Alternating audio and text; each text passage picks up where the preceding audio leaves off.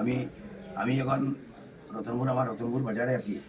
আমার সাথে ছিলেন আমাদের পঞ্চায়েত, আমাদের এলাকার পঞ্চায়েত রফিকুদ্দিন বড় ভাইয়া সাহেব, উনি কিছু বলবেন। বলো রফিক।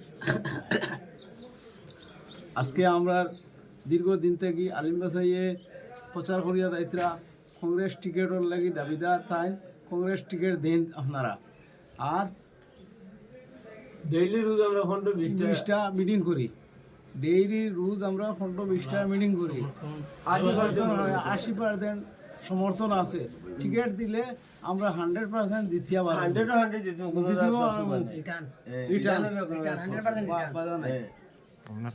ধন্যবাদ। আপনারা আমার লগে সবসময়